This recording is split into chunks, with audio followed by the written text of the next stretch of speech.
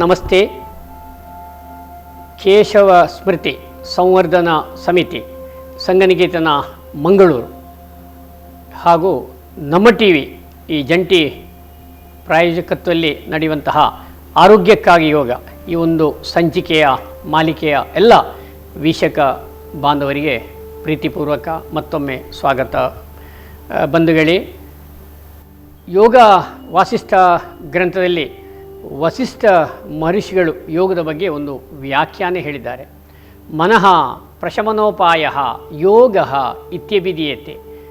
ಅಂದರೆ ಮನಸ್ಸನ್ನು ಪ್ರಶಾಂತಗೊಳಿಸುವ ಕ್ರಮಬದ್ಧ ಉಪಾಯವೇ ಯೋಗ.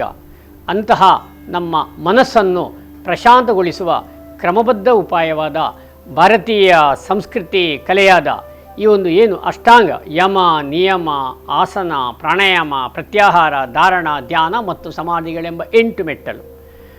ಅಂತಹ ಈ ಒಂದು ಸಂಚಿಕೆ ಮಾಲಿಕೆಯಲ್ಲಿ ನಮ್ಮ ದೈಹಿಕ ಆರೋಗ್ಯ, ಚಿತ್ತ ಶಾಂತಿ, ಆಧ್ಯಾತ್ಮಿಕ ಸಾಧನೆ, ಯೋಗದ ಮುಖ್ಯ ಗುರಿ ಜೀವಾತ್ಮ ಪರಮಾತ್ಮ ಐಕ್ಯ ಅವಸ್ಥಾ ಯೋಗ. ಯೋಗ ಇರುವುದು ಆಧ್ಯಾತ್ಮಿಕ ಸಾಧನೆಗೆ, ಆತ್ಮ ಸಾಕ್ಷಾತ್ಕಾರಕ್ಕೆ, ಭಗವಂತನ ದರ್ಶನಕ್ಕೆ ಹೇಳಿ ನಮ್ಮ ಹಿರಿಯರು ತಿಳಿಸಿದ್ದಾರೆ. ಯೋಗಶ್ಚಿತ್ತ ವೃತ್ತಿ ನಿರೋಧ ಅಂತ ಯೋಗದ ಇನ್ನೊಂದು ಪ್ರಮುಖ ವ್ಯಾಖ್ಯಾನೆ ಪತಂಜಲಿ ಋಷಿಮುನಿಗಳು ತಿಳಿಸಿದ್ದಾರೆ. ಬಂಧುಗಳೇ, ಈಗ ಆರಂಭದಲ್ಲಿ ಯೋಗ ಮಂತ್ರದ ಪ್ರಾರ್ಥನೆ ಮಾಡಿಕೊಂಡು ಈಗ ನಾವು ಯೋಗದ ಸಂಚಿಕೆಯನ್ನು ಪ್ರಾರಂಭ ಮಾಡ್ತಾ ಇದ್ದೇವೆ. ಪ್ರಥಮವಾಗಿ ಇಷ್ಟ ದೇವರನ್ನು ನೆನೆಸಿಕೊಂಡು ಯೋಗ ಮಂತ್ರ. ಯೋಗೇನ ಚಿತ್ತಸ್ಯ ಪದೇನ ವಾಚಾಂ ಮಲಂ ಶರೀರಸ್ಯ ಚ ವೈದ್ಯಕೇನ ಯೋಪಾಕರೋತ್ತಂ ಪ್ರವರಂ ಮುನೀನಾಂ ಪತಂಜಲಿಂ ಪ್ರಾಂಜಲಿರಾನತೋಸ್ಮಿ. ಈ ಒಂದು ಯೋಗದ ಸಂಚಿಕೆಯ ಈ ಮಾಲಿಕೆಯಲ್ಲಿ ಆರೋಗ್ಯಕ್ಕಾಗಿ ಯೋಗ ಆರಂಭದಲ್ಲಿ ಧ್ಯಾನ ಮಾಡಬೇಕು. ಬಂಧುಗಳೇ, ಯೋಗ ಪ್ರಾರಂಭ ಮಾಡುವ ಮುಂಚೆ ಆರಂಭದಲ್ಲಿ ಇಷ್ಟ ದೇವರನ್ನು ನೆನೆಸಿಕೊಂಡು ಪ್ರಾರ್ಥನೆ ಮಾಡುತ್ತಾ ಈ ರೀತಿಯ ಚಿನ್ಮುದ್ರೆಯಲ್ಲಿ ಧ್ಯಾನ. ತೋರು ಬೆರಳು ಹೆಬ್ಬೆರಳಿನ ತುದಿ ಚಿನ್ಮುದ್ರೆ, ಜ್ಞಾನ ಸರಸ್ವತಿ ಮುದ್ರೆ, ಬೆನ್ನು ಕುತ್ತಿಗೆ ಶಿರಸ್ಸು ನೇರ, ದೇಹ ಸಡಿಲ. ಇಲ್ಲಿ ಕಣ್ಣುಗಳನ್ನು ಮೃದುವಾಗಿ ಮುಚ್ಚಿ ಸಾಮಾನ್ಯ ಉಸಿರಾಟವನ್ನೇ ಗಮನಿಸುತ್ತಾ ಇರೋಣ. ಸ್ವಲ್ಪ ಹೊತ್ತು ಏಕಾಗ್ರತೆಯನ್ನು ಸಾಧಿಸೋಣ ಹಾಗೂ ಮನಸ್ಸಿನ ನಿರ್ಮಲತೆಗಾಗಿ ಶಾಂತಿಗಾಗಿ ಈ ಒಂದು ಸರಳ ಧ್ಯಾನ ಅಭ್ಯಾಸ ಮಾಡೋಣ.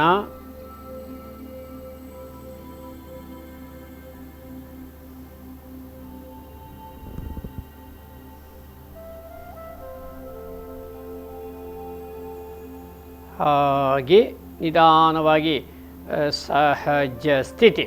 ಆರಂಭದಲ್ಲಿ ಶಾಂತವಾದ ವಾತಾವರಣ ನಿರ್ಮಾಣ ಮಾಡಲಿಕ್ಕೆ ನಾವು ಧ್ಯಾನ ಪ್ರಾಣಾಯಾಮ ಮಾಡಬೇಕು. ಇದೀಗ ನಾವು ಸರಳ ಪ್ರಾಣಾಯಾಮ, ಸುಖ ಪ್ರಾಣಾಯಾಮ, ಸಿಂಪಲ್ ಪ್ರಾಣಾಯಾಮ ಸಾಮಾನ್ಯ ಎಲ್ಲರಿಗೂ ಮಾಡ್ಬೋದು. ಯಾವುದೇ ರೀತಿಯ ಅಡ್ಡ ಪರಿಣಾಮ ಇಲ್ಲ. ವಿಶೇಷವಾಗಿ ಇದು ನಮ್ಮ ಶ್ವಾಸಕೋಶದ ಸಾಮರ್ಥ್ಯಕ್ಕೆ, ಲಂಗ್ಸ್ ಕೆಪ್ಯಾಸಿಟಿ ಇಂಪ್ರೂವ್ ಆಗಲಿಕ್ಕೆ ಸಹ ಬಹಳ ಸಹಕಾರಿ. ಈ ಪ್ರಾಣಾಯಾಮ ಅಭ್ಯಾಸ ಮಾಡೋ ವಿಧಾನ ಹೀಗೆ. ಇದೀಗ ಪ್ರಥಮವಾಗಿ ಈಗ ಆಕಾಂಕ್ಷ ಇದನ್ನು ಪ್ರಸ್ತುತಪಡಿಸ್ತಾ ಇದ್ದಾಳೆ. ಈ ರೀತಿ ಬೆನ್ನು ಕುತ್ತಿಗೆ ಶಿರಸ್ಸು ನೇರ, ದೇಹ ಸಡಿಲ, ಕಣ್ಣು ಮುಚ್ಚಿ ಆರಂಭದಲ್ಲಿ ಉಸಿರನ್ನು ಪೂರ್ತಿ ಹೊರಕ್ಕೆ ಬಿಡಬೇಕು, ಅಂದರೆ ರೇಚಕ. ಆಮೇಲೆ ನಿಧಾನವಾಗಿ ನಿರಂತರವಾಗಿ ನಿಶ್ಶಬ್ದವಾಗಿ ದೀರ್ಘವಾಗಿ ಉಸಿರನ್ನು ಒಳಕ್ಕೆ ತೆಗೆದುಕೊಳ್ಳಬೇಕು. ಅಲ್ಲಿ 1-2-3 ಸೆಕೆಂಡ್ ನಿಲ್ಲಿಸಿ ಹಾಗೆ ಪೂರ್ತಿ ಉಸಿರನ್ನು ಹೊರಕ್ಕೆ ಬಿಡಬೇಕು. ಇಲ್ಲಿ ನಾವು ಉಸಿರನ್ನು ತೆಗೆದುಕೊಳ್ಳುವಾಗ ನಮ್ಮ ಎದೆ, ಹೊಟ್ಟೆ ಅಂದರೆ ಚೆಸ್ಟ್ ಮತ್ತು ಈ ಹೊಟ್ಟೆಯ ಭಾಗ ಎಕ್ಸ್ಪಾಂಡ್ ಆಗಬೇಕು. ಬಿಡುವಾಗ ಪೂರ್ತಿ ಒಳಗಡೆ ಹೋಗ್ತದೆ. ಈ ರೀತಿ 3 ಬಾರಿ 6 ಬಾರಿ 9 ಬಾರಿ ಅಥವಾ 12-16 ಮಾಡು. ಸಾಮಾನ್ಯ ಎಲ್ಲ ಸಮಸ್ಯೆ ಇದ್ದವರು ಮಾಡು. ತೀರಾ ಕಷ್ಟ ಆದರೆ ನಾವು ಮಲಗಿಕೊಂಡು ಸಹ ಮಾಡಿ ಅಂತೇಳಿ ಹೇಳ್ತೀವಿ. ಎಸ್, ಈಗ ಎಲ್ಲರೂ ಬೆನ್ನು ಕುತ್ತಿಗೆ ನೇರ, ದೇಹ ಸಡಿಲ. ಆರಂಭ ಉಸಿರು ಹೊರಕ್ಕೆ ಬಿಡುವುದು, ಆಮೇಲೆ ದೀರ್ಘವಾಗಿ ಉಸಿರನ್ನು ಒಳಕ್ಕೆ ತಗೊಳ್ಳಿ, ದೀರ್ಘವಾಗಿ ಉಸಿರನ್ನು ಹೊರಕ್ಕೆ ಬಿಡಿ.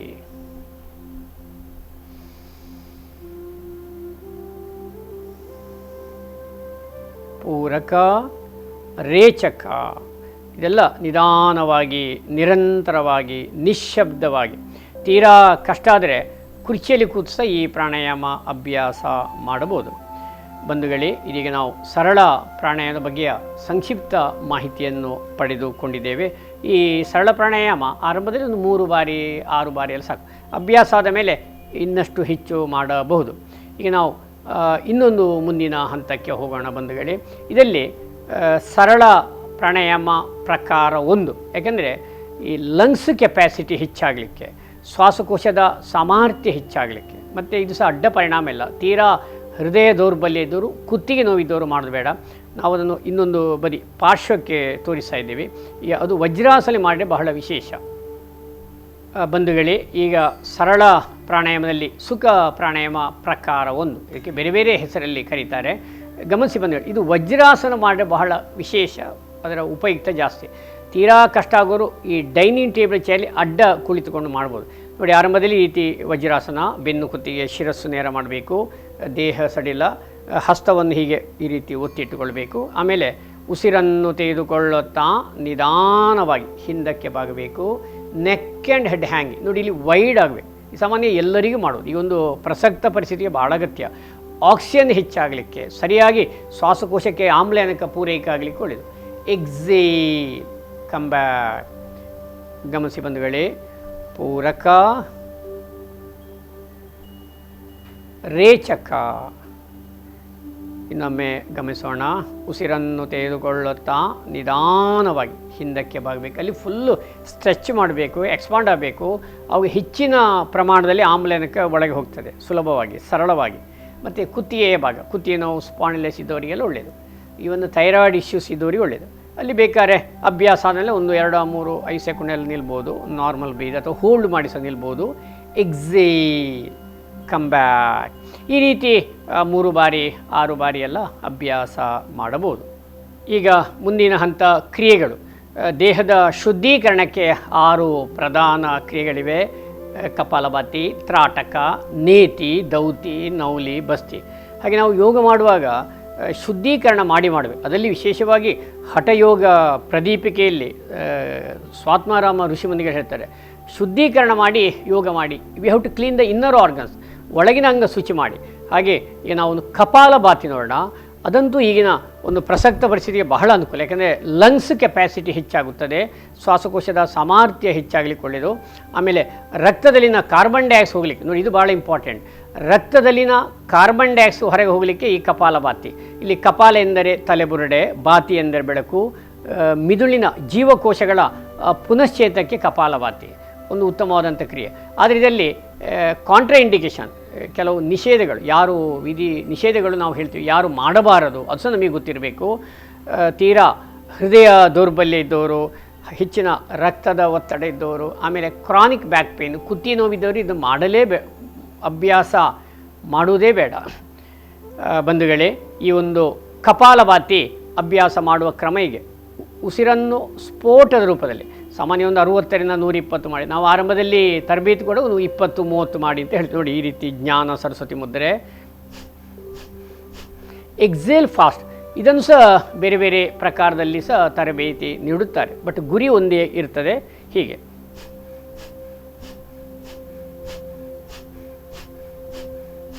ಈಗ ನಾನೀಗ ಕಪಾಲಭಾತಿ ಮಾಡಿದ್ದೇನೋ ಅಥವಾ ಸರಿಯಾಗಿದ ತಪ್ಪಾಗಿದ ಪರಿಶೀಲನೆ ಮಾಡಬೇಕು. ನಾನೀಗ ನೋಡಿ, ಒಂದು ಹಸ್ತವನ್ನು ನನ್ನ ಹೊಟ್ಟೆಯ ಮೇಲೆ ಇಟ್ಟು ಅದಷ್ಟೇ ಹಿಂದೆ ಮುಂದೆ ಹೋಗಬೇಕು. ನಾನೇನು ಪ್ರೆಷರ್ ಕೊಡೋದಿಲ್ಲ. ಹೀಗೆ ನೋಡಿ, ನ್ಯಾಚುರಲಾಗಿ ಹಿಂದೆ ಮುಂದೆ ಹೋಗ್ತದೆ. ಅದು ಒಂದು ಅದರ ಟೆಸ್ಟ್. ನಾನೀಗ ಮಾಡಿದ ಸರಿಯಾದ ತಪ್ಪ ಅಂತ ನೋಡಿ, ಹಸ್ತವನ್ನು ಇಲ್ಲಿ ಫೆದರ್ ಟಚ್ ಇಟ್ಕೊಳ್ಳು, ಈಗ ಅದುವೇ ಹಿಂದೆ ಮುಂದೆ ಹೋಗ್ತದೆ.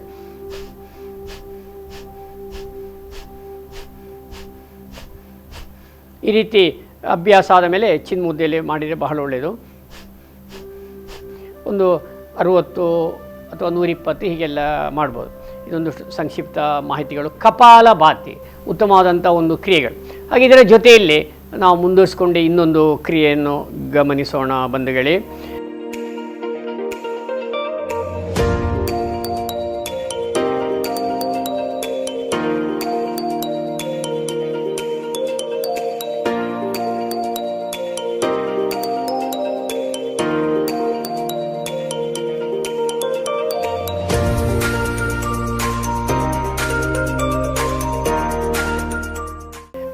ಈ ಯೋಗವನ್ನು ನಾವು ಯಾವುದೇ ಕ್ರಿಯೆ ಆಗಲಿ ಯೋಗ ಆಗಲಿ ಒಮ್ಮೆ ಗುರು ಮುಖೇನ ಕಲಿತು ಮಾಡಬೇಕು.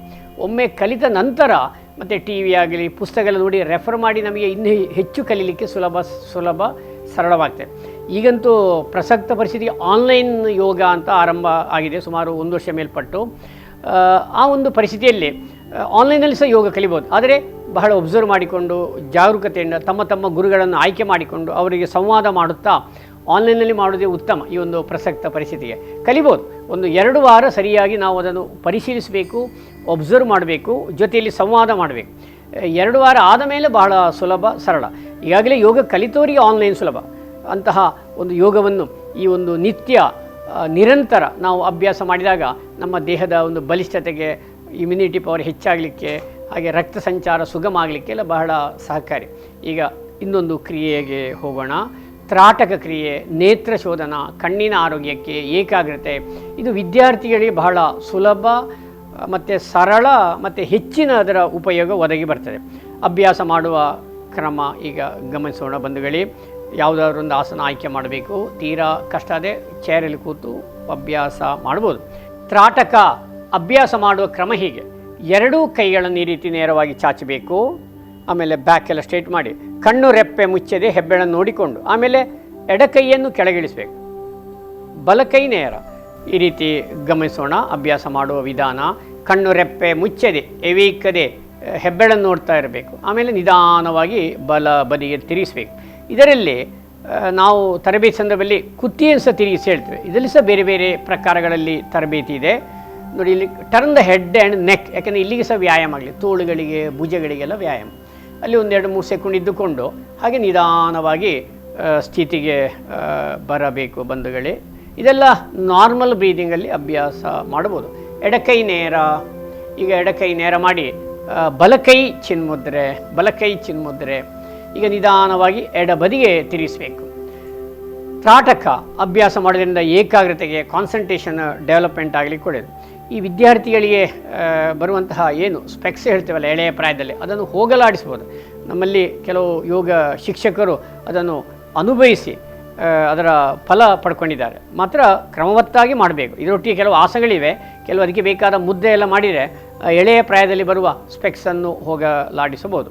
ಇದಿಷ್ಟೊಂದು ಸಂಕ್ಷಿಪ್ತ ತ್ರಾಟಕದ ಬಗ್ಗೆಯ ಮಾಹಿತಿಗಳು. ಇದನ್ನು 3 ಬಾರಿ ಅಥವಾ 2 ಬಾರಿ ಎಲ್ಲ ಮಾಡಿದರೆ ಸಾಕು. ಇದನ್ನು ವಿದ್ಯಾರ್ಥಿಗಳು ಎಳೆಯ ಪ್ರಾಯದಲ್ಲಿ ಕಲಿತರೆ ಒಂಥರ ಧಾರಣೆ ಮಾಡಿದಾಗ ಏಕಾಗ್ರತೆ ಹೆಚ್ಚಿಸಲಿಕ್ಕೆ ಈ ಒಂದು ತ್ರಾಟಕ ಕ್ರಿಯೆ ಬಂಧುಗಳೇ. ಇನ್ನೀಗ ನಾವು ಮುಂದಿನ ಹಂತಕ್ಕೆ ಹೋಗೋಣ. ಭುಜಗಳ ವ್ಯಾಯಾಮ ನೋಡಿ. ಹಸ್ತವನ್ನು ಹೀಗಿಟ್ಟು ಸಮಾನ ಮುದ್ರೆ, ಇಲ್ಲಿ ಒತ್ತಿಟ್ಟು ರೊಟೇಟ್ ದ ಶೋಲ್ಡರ್ಸ್. ಫಸ್ಟಿಗೆ ಈ ರೀತಿ ಮುಂಗೈ ಮೊಣಕೈ ಜಾಯ್ನ್ ಆಗಿರಬೇಕು. Clockwise anticlockwise ಭುಜಗಳ ವ್ಯಾಯಾಮ. ಇದಂತೂ ಆನ್ಲೈನಲ್ಲಿ ಯಾರು ತುಂಬ ಹೊತ್ತು ವರ್ಕ್ ಮಾಡ್ತಾರೆ, ಕಚೇರಿಯ ಕೆಲಸ ಅಂಥವ್ರಿಗೆ ಇದು ಬಹಳ ಸಹಕಾರಿಯಾಗ್ತದೆ. ಭುಜಗಳ ಸೆಳೆತ, ಭುಜಗಳ ಬಿಗಿತ ಎಲ್ಲ ಹೋಗಲಿಕ್ಕೆ ಬಹಳ ಸಹಕಾರಿ. ಗಮನಿಸಿ ಬಂಧುಗಳೇ, ಈ ರೀತಿ ಅಭ್ಯಾಸ ನಡೆಸಬೇಕು. Clockwise anticlockwise. Relax. ಇನ್ನಷ್ಟು ನಮಗೆ ಬ್ರೈನಿಗೆ ವ್ಯಾಯಾಮ ಒದಗಿ ಬರಲಿಕ್ಕೆ ಬಾಯಿಯ ಮುಷ್ಟಿ ಮುದ್ರೆ. ಇದೆಲ್ಲ ಸುಲಭ. ಇವನ್ನು ಚೇರಲ್ಲಿ ಕೂತು ಮಾಡ್ಬೋದು. ಇದು ಬಾಯಿಯ ಮುಷ್ಟಿ ಮುದ್ರೆ, ಯಾಕೆಂದರೆ all fingers are so powerful. ಒಂಥರ ಮುದ್ರೆ ಇದು ಮಾಡಲಿಕ್ಕೆ, ಯಾವುದೇ ಬಸ್ಸಿಗ ಪ್ರಾಣಾಯಾಮ ಅಲ್ಲ.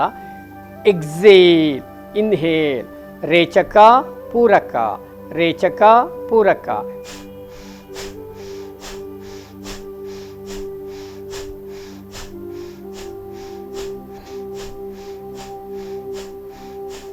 ಈ ರೀತಿ ಒಂದು 25-50 ಬಾರಿ ಮಾಡೋದು. ಇದು ಯೋಗ ಮಾಡುವ ಜೊತೆಯಲ್ಲೇ ಮಾಡಿದರೆ ಒಂಥರ ಡಲ್ನೆಸ್ ಹೋಗಲಿಕ್ಕೆ, ಬ್ರೈನಿಗೆ ವ್ಯಾಯಾಮ. ಈ ನಮ್ಮ ಅಟೆನ್ಷನ್, ಫೋಕಸ್, ಮೆಮೊರಿ ಎಲ್ಲ ವಿದ್ಯಾರ್ಥಿಗಳಿಗೆ ಸಹ ಇದು ಬಹಳ ಸಹಕಾರಿ. ಇದು ಈ ರೀತಿ ಹಸ್ತ ನೇರ ಮಾಡಿರಬೇಕು ನೋಡಿ ಬೆರಳಲ್ಲಿ. ಆಮೇಲೆ ಎಕ್ಸೇಲ್ ಮುಷ್ಟಿ, ಇನ್ಹೇಲ್ ಓಪನ್, ರೇಚಕ ಪೂರಕ, ರೇಚಕ ಪೂರಕ. ಈ ರೀತಿ ಒಂದು 25-30 ಕೊನೆ ಪಕ್ಷ ಈಗ ಬೆಳಿಗ್ಗೆದ್ದುಗಳೇ ಸಹ ಇದನ್ನು ಮಾಡ್ಬೋದು ಅಂತೇಳಿ ಉಲ್ಲೇಖ ಇದೆ. ಅವಾಗ ಡಲ್ನೆಸ್, ಜಡತ್ತು ಹೋಗಿ ಲಘುತ್ತು ಹೋಗಿ, ಯಾಕಂದರೆ ಬೆರಳಿನ ಎಲ್ಲ ಎನರ್ಜಿ ನಮ್ಮ ಬ್ರೈನಿಗೆ ಪುನಃ ಪಾಸಾಗಿ ಆಗ ಚುರುಕುತನ ಬರಲಿಕ್ಕೆ ಸಹಕಾರಿ ಅಂತ ಉಲ್ಲೇಖ ಬಂಧುಗಳೇ. ಇದಿಷ್ಟು ಮಾಡಿಕೊಂಡು ತುಸು ವಿಶ್ರಾಂತಿ ಮಾಡಬೇಕು ನೋಡಿ. ವಿಶ್ರಾಂತಿ ಮಾಡುವ ಕ್ರಮ ಹೀಗೆ: ದೇಹದ ಎಲ್ಲ ಭಾರವು 2 ಕೈಗಳಲ್ಲಿ ನೋಡಿ. ಇದೊಂದು ಸಣ್ಣ ಸೂಕ್ಷ್ಮ ವ್ಯಾಯಾಮ. ಈ ರೀತಿಯ ಕೆಲವು ಸಣ್ಣ ಸಣ್ಣ ಚಲನೆ ಮೂಮೆಂಟ್ ಮಾಡಬೇಕು. ಯಾಕೆಂದರೆ ಇದರಲ್ಲಿ ಆ್ಯಂಕಲ್ ಫ್ರಂಟ್ ಬ್ಯಾಕ್ ಗಮನಿಸಿ ಬಂಧುಗಳು ನೋಡಿ, ಈ ರೀತಿ ಮುಂದಕ್ಕೂ ಹಿಂದಕ್ಕೂ ಎಲ್ಲ ಚಲಿಸಬೇಕು. ಇದು ಸ್ವಲ್ಪ ಯೋಗ ಮಾಡುವ ಮುಂಚೆ ಬೇರೆ ಬೇರೆ ರೀತಿಯ ವ್ಯಾಯಾಮಗಳಿವೆ. ನಿಂತುಕೊಂಡು ಹಿಂದಿನ ಸಂಚಿಕೆಯಲ್ಲೆಲ್ಲ ನಾವು ಭಾಳಷ್ಟು ವ್ಯಾಯಾಮಗಳನ್ನು ವೀಕ್ಷಣೆ ಮಾಡಿದ್ದೇವೆ. ಹಾಗೆ ಇನ್ನೀಗ ಕುಳಿತುಕೊಂಡು ಹಲವಾರು ವ್ಯಾಯಾಮಗಳು ಸಹ ಇದರಲ್ಲಿ ಇದೊಂದು ವ್ಯಾಯಾಮ ಬಂಧುಗಳೇ. ಹಾಗೆ ಇದರಲ್ಲಿ ನಾವೊಂದು ಲೆಗ್ ಫೋಲ್ಡಿಂಗ್ ಎಕ್ಸಸೈಸ್ ಈ ಸಂದರ್ಭದಲ್ಲಿ ತೋರಿಸ್ತೇವೆ. ಪ್ರಥಮವಾಗಿ ಈ ರೀತಿ ಕಾಲುಗಳು ಜೋಡಣೆ, ಬ್ಯಾಕ್ ಸ್ಟ್ರೈಟ್, ಈ ಕಾಲನ್ನು ಹೀಗೆ ಮಡಿಸಿ ಬಿಡಿಸುವಂತಹ ವ್ಯಾಯಾಮ. ಯಾರಿಗೆ ಮಂಡಿ ನೋವಿದೆ, ಯಾರಿಗೆ ಕಾಲು ಸೆಳೆತ ಇದೆ, ಮುಂದೆ ಅವರಿಗೆ ಈ ಪದ್ಮಾಸನ ಮಾಡಲಿಕ್ಕೆ ಇದು ಸಹಕಾರಿಯಾಗ್ತದೆ. ಈ ರೀತಿಯ ಹಲವು ಬೇರೆ ಬೇರೆ ರೀತಿಯ ವ್ಯಾಯಾಮಗಳು ಸಹ ನಾವು ಯೋಗ ಮಾಡೋ ಮುಂಚೆ, ಅದರಲ್ಲಿ ವಿಶೇಷವಾಗಿ ಮುಂಜಾನೆ ನಾವು ಮಾಡಬೇಕು ಬಂಧುಗಳೇ. ಇನ್ನೀಗ ನಾವು ಕೆಲವು ಆರೋಗ್ಯ ರಕ್ಷಣೆಗೆ, ಆರೋಗ್ಯ ಪಾಲನೆಗಾಗಿ ಬೇಕಾಗುವಂತಹ ಕುಳಿತುಕೊಂಡು ಮಾಡುವ ಕೆಲವು ಆಸನಗಳನ್ನು ಈ ಸಂದರ್ಭದಲ್ಲಿ ನಾವು ಗಮನಿಸೋಣ ಬಂಧುಗಳೇ. ಆತ್ಮೀಯ ಬಂಧುಗಳೇ, ಇದೀಗ ಸ್ಥಿರಂ ಸುಖಂ ಆಸನಂ ಆರಂಭದಲ್ಲಿ ಕೆಲವು ಪ್ರಾರ್ಥನೆ, ಧ್ಯಾನ, ಸುಖ ಪ್ರಾಣಾಯಾಮ, ಆಮೇಲೆ ಕ್ರಿಯೆಗಳನ್ನು ಮತ್ತು ಕೆಲವು ವ್ಯಾಯಾಮಗಳನ್ನೆಲ್ಲ ನಾವು ಈ ಸಂದರ್ಭದಲ್ಲಿ ಗಮನಿಸಿದ್ದೇವೆ. ಇನ್ನೀಗ ಕೆಲವು ಪ್ರಾಮುಖ್ಯವಾದ ಆಸನಗಳನ್ನು ಸಹ ಗಮನಿಸೋಣ. ಇದೀಗ ನಾವು ಪಶ್ಚಿಮೋತ್ತಾಸನ, ಇದಕ್ಕೆ ಪಾಸ್ಟಿರಿಯರ್ ಪೋಶ್ಚರ್ ಅಂತೇಳಿ ಹೇಳ್ತಾರೆ. ಈ ಆಸನದ ಪ್ರಯೋಜನಗಳು ಪ್ರಮುಖವಾಗಿ ಹೊಟ್ಟೆಯ ಬೊಜ್ಜು ಕರಗ್ತದೆ, ಮತ್ತು ನಮ್ಮ ಬೆನ್ನೆಲುಬು ಬಲಿಷ್ಠ ಆಗಲಿಕ್ಕೆ, ಮೂತ್ರದೋಷ ನಿಯಂತ್ರಣಕ್ಕೆ, ಮತ್ತು ಲಿವರ್ ಮತ್ತು ಸ್ಪ್ಲೀನ್ ಎನ್ಲಾರ್ಜ್ ಆಗ್ತದೆ, ಆ ಒಂದು ಸಮಸ್ಯೆಯ ನಿಯಂತ್ರಣಕ್ಕೆ ಈ ಪಶ್ಚಿಮೋತ್ತಾಸ ಮಾಡೋದ್ರಿಂದ ಹರ್ನಿಯಾ ಇತ್ಯಾದಿ ಸಮಸ್ಯೆಗಳು ಆದಷ್ಟು ನಿಯಂತ್ರಣಗೊಂಡು ಪೋಸ್ಟ್ಪೋಂಡ್ ಆಗ್ತದೆ. ಈಗ ಸಪೋಸ್ ಈಗ 40 ಬರೋರಿಗೆ 60, 70 ಬರ್ಬೋದು. ಆಮೇಲೆ ಹೊಟ್ಟೆಯ ಬೊಜ್ಜು ಕರಗಲಿಕ್ಕೆ one of the best posture ಈ ಪಶ್ಚಿಮೋತ್ತಾಸನ. ಇದಕ್ಕೆ ಬ್ರಹ್ಮಚರ್ಯ ಆಸನ ಅಂತ ಒಂದು ಹೆಸರಿದೆ. ಈ ಪಶ್ಚಿಮೋತ್ತಾಸನ ನಿತ್ಯ ಮಾಡೋದ್ರಿಂದ ಹೆಚ್ಚು ತಾರುಣ್ಯ, ಉತ್ಸಾಹ ಒದಗಿ ಬರಲಿಕ್ಕೆ ಸಹ ಸಹಕಾರಿ. ಈ ಆಸನ ಅಭ್ಯಾಸ ಮಾಡುವ ಕ್ರಮ ಹೀಗೆ. ಇದನ್ನು ಸಹ ಬೇರೆ ಬೇರೆ ಪ್ರಕಾರಗಳಲ್ಲಿ ತರಬೇತಿ ಇದೆ. ನಾವೊಂದು ಸಿಂಪಲ್ ವಿಧಾನ, ಸರಳ ವಿಧಾನದಲ್ಲಿ ಹೇಗೆ ಮಾಡ್ಬೋದು, ಒಮ್ಮೆ ನಾವು ಆ ಪಶ್ಚಿಮೋತ್ತಾಸನ ಪೂರ್ತಿಯ ಭಂಗಿಯನ್ನು ನಿಮಗೆ ಪ್ರಾತ್ಯಕ್ಷತೆ ಮೂಲಕ ಈಗ ಪ್ರಸ್ತುತಪಡಿಸ್ತಾ ಇದ್ದೇವೆ. ಪ್ರಥಮವಾಗಿ ದಂಡಾಸನ, ಉಸಿರನ್ನು ತೆಗೆದುಕೊಳ್ಳುತ್ತಾ ನಿಧಾನವಾಗಿ 2 ಕೈಗಳನ್ನು ನೇರವಾಗಿಸಬೇಕು. ಆಮೇಲೆ ಹಸ್ತವನ್ನು ಹೀಗೆ ತಿರುಗಿಸಿ ಅಲ್ಲಿ 2 ಬೆರಳು ಈ ರೀತಿ ಇರಬೇಕು. ಆಮೇಲೆ ಒಮ್ಮೆ ಅಲ್ಲಿ ಸ್ವಲ್ಪ ಹೊತ್ತಿರಬೇಕು. ಈಗ ಸಹಜ ಉಸಿರಾಟ. ಒಮ್ಮೆ ದೀರ್ಘವಾಗಿ ಉಸಿರು ತೆಕ್ಕೊಂಡು ಹಿಂದೆ ಬರಬೇಕು, ಲಿಟ್ಲ್ ಗೆಟ್ ಬ್ಯಾಕ್. ಎಕ್ಸೇಲ್ ಅಂದರೆ ರೇಚಕ, ಉಸಿರನ್ನು ಬಿಡುತ್ತಾ ನಿಧಾನವಾಗಿ. ಇಲ್ಲಿ ನೋಡಿ, ಕೈ ಬೆರಳಿಂದ ಕಾಲಿನ ಬೆರಳು ಹಿಡ್ಕೊಂಡು ಒಮ್ಮೆ ಬೆನ್ನೆಲ್ಲ ಸ್ಟ್ರೈಟ್ ಮಾಡಿ ಅಲ್ಲಿ ಪುನಃ ಇನ್ನೇಲ್ ಮಾಡಬೇಕು. ಸೆಕೆಂಡ್ ಇದ್ದು ಎಕ್ಸೇಲ್ ಅಂದರೆ ರೇಚಕ, ಬ್ರೀದ್ ಔಟ್. ಈ ಸ್ಥಿತಿಯಲ್ಲಿ ಸಹಜ ಉಸಿರಾಟ. ಇದೀಗ ಸಾಮಾನ್ಯ ಅಂತಿಮ ಸ್ಥಿತಿ ಪಶ್ಚಿಮೋತ್ತಾಸನ. ಇದೆಲ್ಲ ಮಾಡ್ತಾಯಿದ್ರೆ ಲಿವರ್ ಸ್ಪ್ಲೀನ್ ಎನ್ಲಾರ್ಜ್ ಆಗೋದಿಲ್ಲ. ಮಹಿಳೆಯರ ಮುಟ್ಟು ದೋಷ, ಗರ್ಭಾಶಯಕ್ಕೆ ಸಹ ಬಹಳ ಒಳ್ಳೆಯದು ಭಂಗಿಗಳೇ. ಮತ್ತು ಹೊಟ್ಟೆಯ ಬೊಜ್ಜು ಕರಗಲಿಕ್ಕೆ ಈ ಭಂಗಿ ಬಹಳ ಸಹಕಾರಿ. ಈಗ ಈ ಸ್ಥಿತಿಯಲ್ಲಿ ಸಹಜ ಉಸಿರಾಟ ಸ್ವಲ್ಪ ಹೊತ್ತು, ಆಮೇಲೆ ಉಸಿರನ್ನು ತೆಗೆದುಕೊಳ್ಳುತ್ತಾ ನಿಧಾನವಾಗಿ, ಪ್ರತಿಯೊಂದು ಶಿಸ್ತುಬದ್ಧವಾಗಿ, ಕ್ರಮವತ್ತಾಗಿ.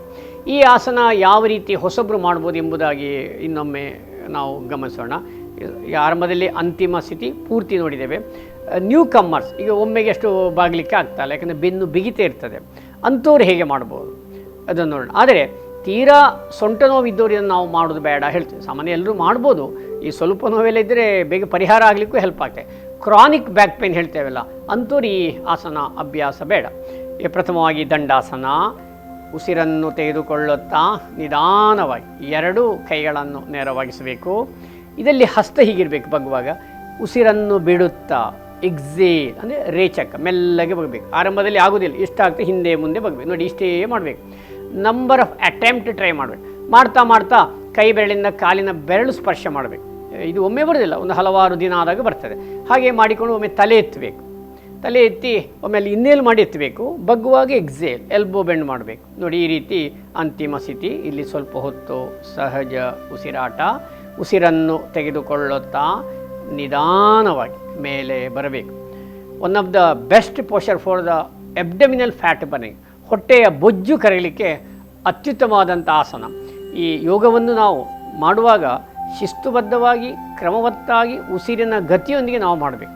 ಹಾಗೆ ಜಾಗರೂಕತೆಯನ್ನು ಮಾಡಿದಾಗ ಅದರ ಪ್ರಯೋಜನ ಹೆಚ್ಚು ಒದಗಿ ಬರ್ತದೆ. ಈಗ ವಿಶ್ರಾಂತಿ, ಕಾಲಗಲ, ಕೈಯಗಲ, ದೇಹದ ಎಲ್ಲ ಭಾರವು 2 ಕೈಗಳೇ, ಲೆಗ್ ಎಪಾರ್ಟ್, ವಿಶ್ರಾಂತಿ. ಆತ್ಮೀಯ ಬಂಧುಗಳೇ, ಎಲ್ಲ ಯೋಗಾಭ್ಯಾಸದ ಮೇಲೆ ಯಾವುದಾಗಲಿ ಒಂದು 2 ಆಗಲಿ 3 ಆಗಲಿ ಸ್ವಲ್ಪ ಶವಾಸ ಮಾಡಬೇಕು. ಅದರ ಬಗ್ಗೆ ಮಾಹಿತಿಯನ್ನು ಹಿಂದಿನ ಸಂಚಿಕೆಯಲ್ಲಿ ನೀಡಿದ್ದೇವೆ.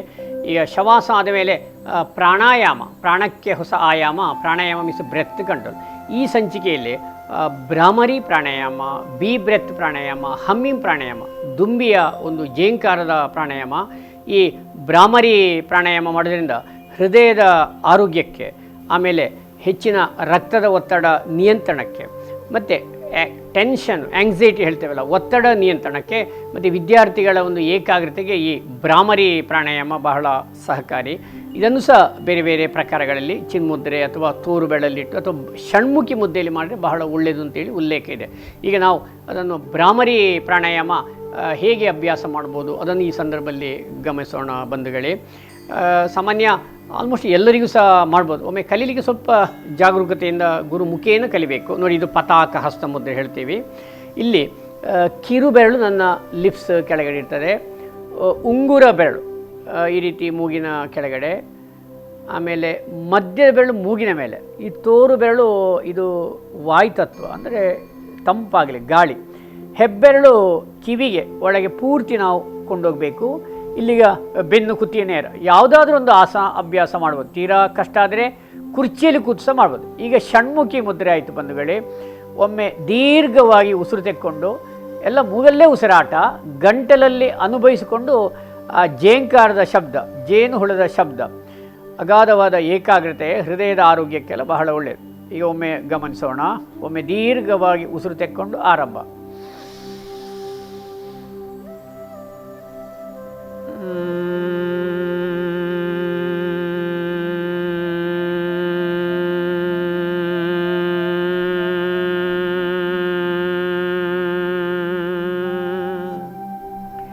ಇನ್ನೊಮ್ಮೆ ನೋಡೋಣ, ಸರಳ ವಿಧಾನದಲ್ಲಿ ನೋಡೋಣ.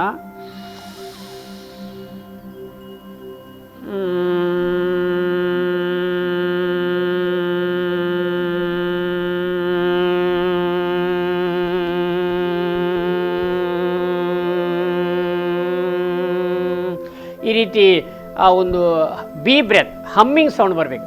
ಈ ರೀತಿ ನಾವು ಹೆಬ್ಬೆರಳು ಅಂದರೆ ಇದು ಅಗ್ನಿತತ್ವ, ಮೇಷರಾಶಿ, ಶುಕ್ರಗ್ರಹ ಈ ಹೆಬ್ಬೆರಳು, ಇದನ್ನು ಕಿವಿಯ ಒಳಗೆ ಪೂರ್ತಿ ಕೊಂಡೋಗಿ ಮುಚ್ಚಿ ಮಾಡಿದಾಗ ಅಲ್ಲಿ ಒಂಥರ ವೈಬ್ರೇಟ್ ಸೌಂಡ್ ಆಗ್ತದೆ.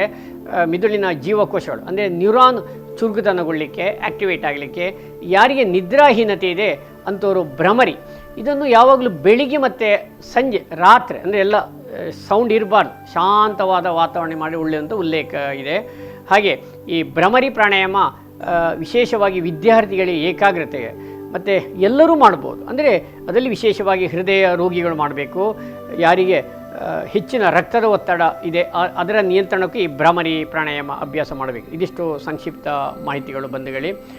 ಆತ್ಮೀಯ ಎಲ್ಲ ವೀಕ್ಷಕ ಬಾಂಧವರೇ, ಈ ಒಂದು ಕೇಶವ ಸ್ಮೃತಿ ಸಂವರ್ಧನಾ ಸಮಿತಿ ಸಂಘನಿಕೇತನ ಮಂಗಳೂರು ಹಾಗೆ ಈ ಒಂದು ನಮ್ಮ ಟಿವಿಯ ಒಂದು ಜಂಟಿ ಆಶಯದಲ್ಲಿ ನಡೆಯುವಂತಹ ಆರೋಗ್ಯಕ್ಕಾಗಿ ಯೋಗದ ಈ ಒಂದು ಸಂಚಿಕೆಯ ಮಾಲಿಕೆಯನ್ನು ನಾವು ಒಂದು ಮುದ್ರಾ ಯೋಗದೊಂದಿಗೆ ಸಮಾಪನ ಮಾಡೋಣ. ನೋಡಿ, ಇದು ಹೋಮ್ವರ್ಕಿನಾಗೆ ಸಾಮಾನ್ಯವಾಗಿ ಎಲ್ಲರೂ ಮಾಡುವಂತಹ ಮುದ್ರೆ, ಪ್ರಾಣ ಮುದ್ರೆ, ಒಂದು 10 ನಿಮಿಷ. ಆಸಕ್ತರು ಬೇಕಿದ್ರೆ ಮಂತ್ರ ಹೇಳ್ಬೋದು. ಓಂ ಹಿರಣ್ಯ ಗರ್ಭಾಯ ನಮಃ, ಓಂ ಹಿರಣ್ಯ ಗರ್ಭಾಯ ನಮಃ, ಓಂ ಹಿರಣ್ಯ ಗರ್ಭಾಯ ನಮಃ ಅಂತೇಳಿ ಈ ಮಂತ್ರ ಹೇಳ್ಬೋದು. ಆಮೇಲೆ ಹಾಕಿನಿ ಮುದ್ರೆ, ಇದು ಸಹ ಭದ್ರಕಾಳಿ ಮುದ್ರೆ ಅಂತೇಳಿ ಹೇಳ್ತೀವಿ, ಅಥವಾ ಮಹಾಕಾಳಿ ಮುದ್ರೆ. ಇದೊಂದು 10 ನಿಮಿಷ. ನಿತ್ರಾಣ, ಆಯಾಸ ಪರಿಹಾರ ಆಗಲಿಕ್ಕೆ, ನೆನಪು ಶಕ್ತಿ ಹೆಚ್ಚಾಗಲಿಕ್ಕೆ. ಓಂ ಹ್ರೀಂ ದುಂ ದುಂ ದುರ್ಗಾಯೈ ನಮಃ, ಓಂ ಹ್ರೀಂ ದುಂ ದುಂ ದುರ್ಗಾಯೈ ನಮಃ ಅಂತೇಳಿ ಒಂದು 10 ನಿಮಿಷ, ಅಥವಾ ಆಸಕ್ತರು 20. ಇದು ಆಯಾಸ ಪರಿಹಾರ ಆಗಲಿಕ್ಕೆ.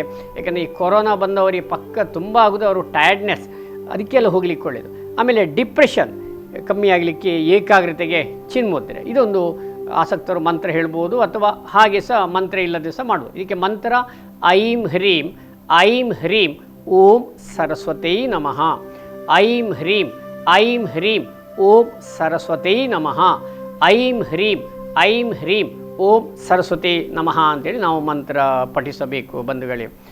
ಇಷ್ಟು ಒಂದು ಸಂಕ್ಷಿಪ್ತ ಈ ಒಂದು ಕೊನೆಯ ಹಂತದ ಮುದ್ರಾಯೋಗದ ಮಾಹಿತಿಯೊಂದಿಗೆ ಈ ಒಂದು ಕಾರ್ಯಕ್ರಮವನ್ನು ನಾವು ಸಮಾಪನಗೊಳಿಸ್ತಾ ಇದ್ದೇವೆ. ಮುಂದಿನ ಸಂಚಿಕೆಯಲ್ಲಿ ಇನ್ನಷ್ಟು ಹೆಚ್ಚು ಆರೋಗ್ಯದ ಬಗ್ಗೆಯ ಯೋಗದ ಮೂಲಕ ಹೇಗೆ ಆರೋಗ್ಯ ಸಾಧಿಸಬಹುದು ಎಂಬ ಮಾಹಿತಿಯನ್ನು ಮುಂದಿನ ಸಂಚಿಕೆಯಲ್ಲಿ ಪಡೆಯೋಣ ಹೇಳುತ್ತಾ ಅಲ್ಲಿಯವರೆಗೆ ವಂದನೆಗಳು.